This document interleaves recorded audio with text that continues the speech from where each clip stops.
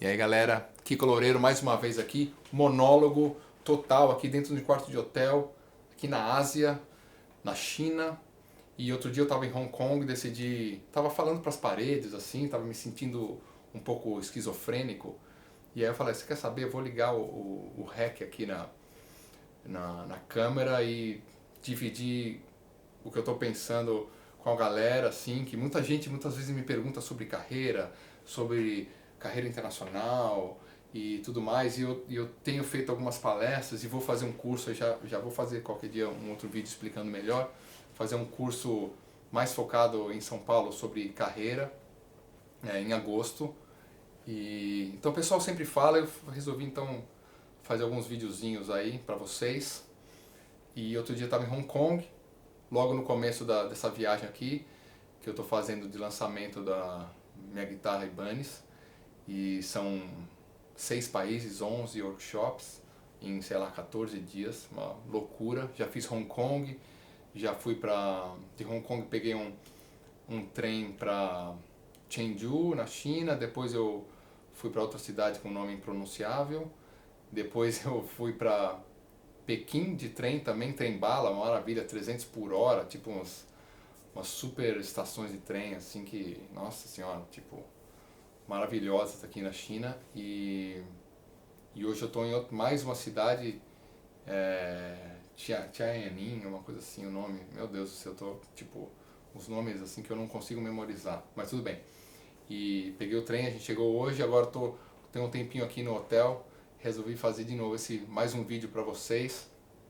E bom, pera aí, deixa eu até pegar aqui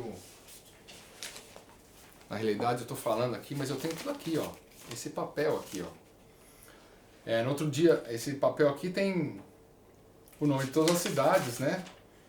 Shijuahuan era o nome da cidade que eu falei que era impronunciável, eu tô pronunciando também mais ou menos, que os caras falam de um jeito muito esquisito que eu não consigo pronunciar. E agora eu tô dessa cidade que chama Tianjin, uma coisa assim. Bom, aí, olha, eu recebo esse papel aqui, cara. É o seguinte, isso aqui é a maravilha do profissionalismo que existe muito em outros países. No Brasil a gente deixa muito a desejar, que é um planejamento, uma organização, que para você que quer ser um profissional de excelência, um cara bom mesmo, começar a se acostumar com esse tipo de coisa. Eu lembro das primeiras turnês do Angra na Europa, já chegava e recebia aquele livretinho assim, e tudo já marcado.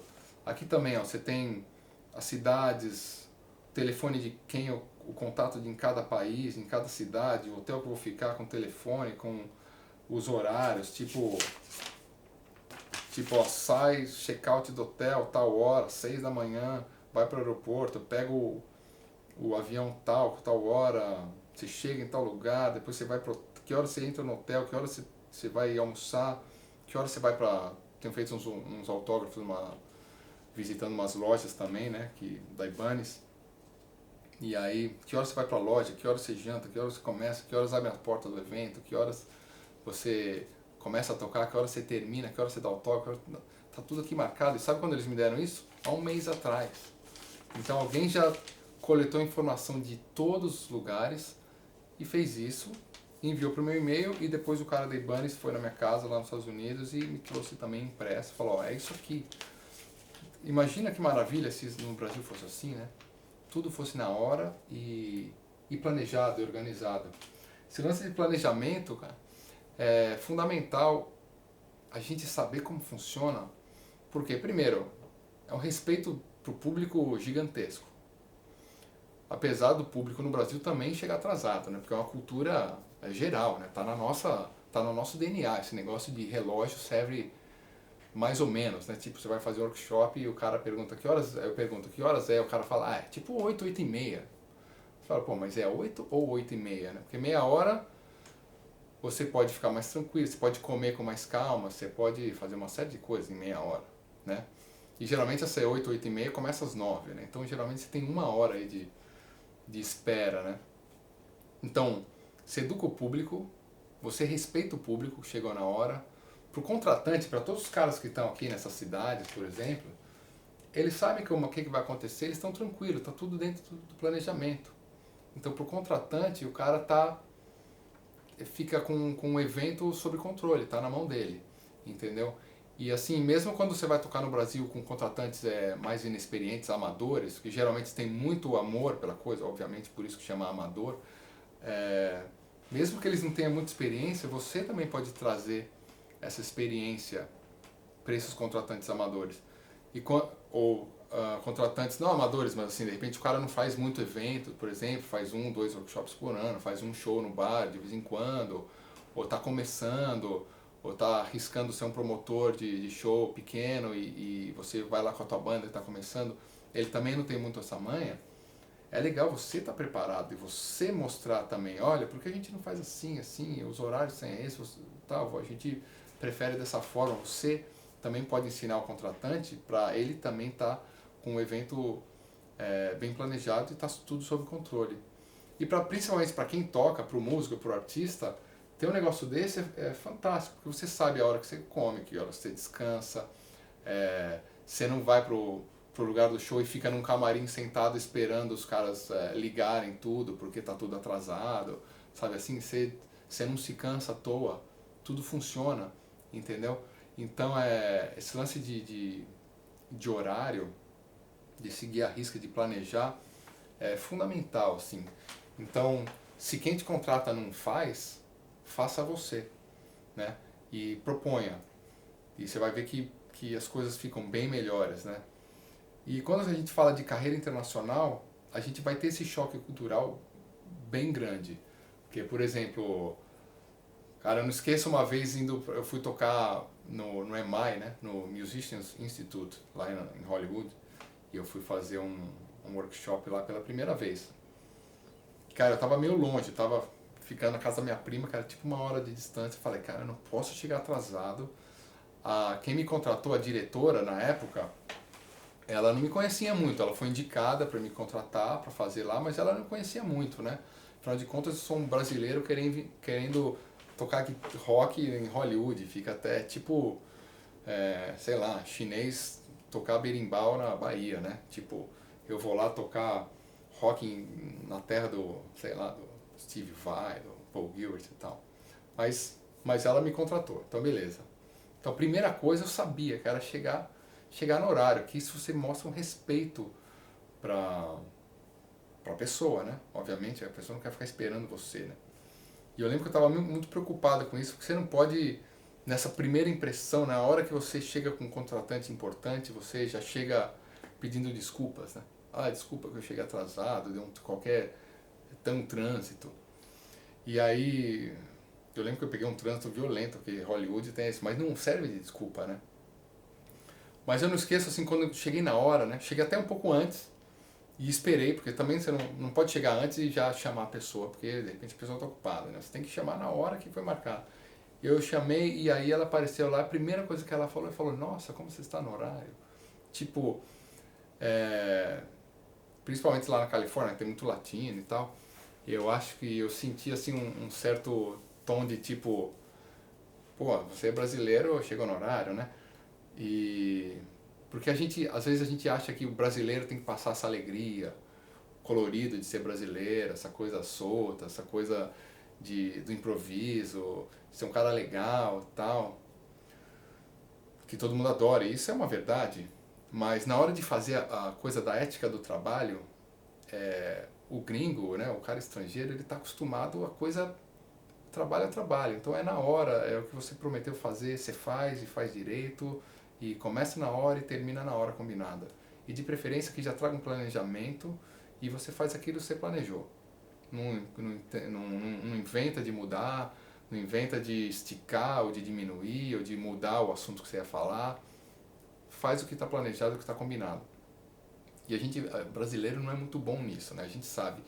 E tem um lado bom de improvisar, de brincar, de ser solto, se está indo bom, então estica, se está indo bem, então estica, faz mais, mas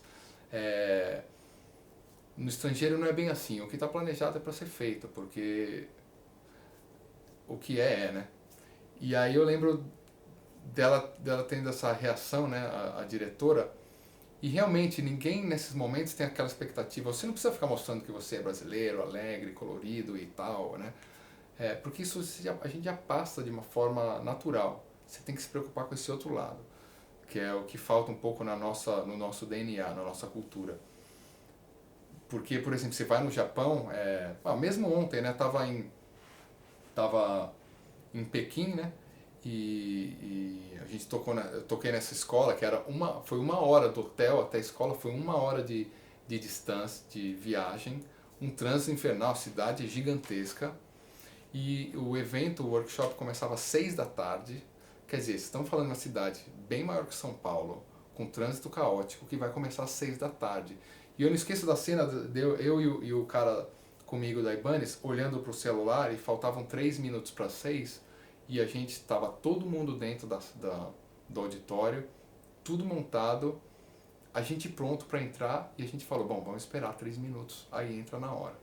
Quer dizer, a gente conseguiu, numa cidade gigante, que tem um trânsito caótico também, às 6 da tarde, lotar o auditório, todo mundo está lá na hora, o público está na hora, o som está na hora, o artista está na hora, está todo mundo pronto. Quando deu o horário certo, começou. E era para demorar 1 hora, durou até um pouco mais, que era uma escola, a gente acabou até falei um pouco mais, que afinal de contas sou brasileiro, né? E se eu estou gostando, acabo me empolgando. Mas assim, demorou 1 hora e pouco, que era o combinado, e pronto, aí foi para autógrafo e obedecemos tudo que estava no script aqui das folhinhas. Então assim, quando que isso aí no Brasil acontece, né? Se você vai fazer um evento em São Paulo às 6 da tarde, o cara já, tipo, todo mundo já relaxa e fala, bom, vai começar 1 hora e meia depois, porque ninguém vai chegar na hora, né? A gente já sabe disso. E quando você vai fazer uma coisa internacional, tudo muda. Na Europa, então, também nem se fala, né? Imagina na Finlândia, eu aprendi isso na Finlândia, eu estava morando lá na Finlândia, e aí eu falei, tá explicado porque os caras não chegam atrasados. Imagina, você vai pegar um ônibus, né, ou um metrô, sei lá, você pode entrar na internet ou ter uma folhinha daquele ônibus que fala, o ônibus passa naquele ponto às 6h47. Você como brasileiro, você nunca vai acreditar que o ônibus vai passar às 6h47, tão preciso assim. Mas se você chegar lá às 6h46, você fica 1 minuto, o ônibus passa. Quando dá 6h46, você vê o ônibus vindo lá na avenida, assim, você vai, o cara vai chegar aqui às 6h47. Mas quando você está na Finlândia, tipo a -15, -10 de temperatura, tudo faz sentido. Porque se você ficasse esperando 5 minutos a mais, você estava tipo congelado e você ia estar realmente reclamando bastante do atraso, dos poucos 5 minutos de atraso do ônibus. Então tudo começa, toda a sociedade se regula com uma precisão de tempo fantástica. Então, assim, e isso foi para os Estados Unidos, isso está no Japão, e isso está numa ética de trabalho fortíssima. Então, resumidamente, planejamento de horário e da agenda do dia é fundamental que o contratante te dê. Se você tiver uma banda, que a banda faça, e se ninguém te fizer isso para você, faça você, proponha você para quem está te contratando, né? E respeito o público, educação do público, bom para o contratante porque o evento está sob controle, e para você artista melhor ainda porque você não se cansa à toa e sabe como vai começar e terminar o dia. Eu acho que é isso aí que eu tinha que falar agora.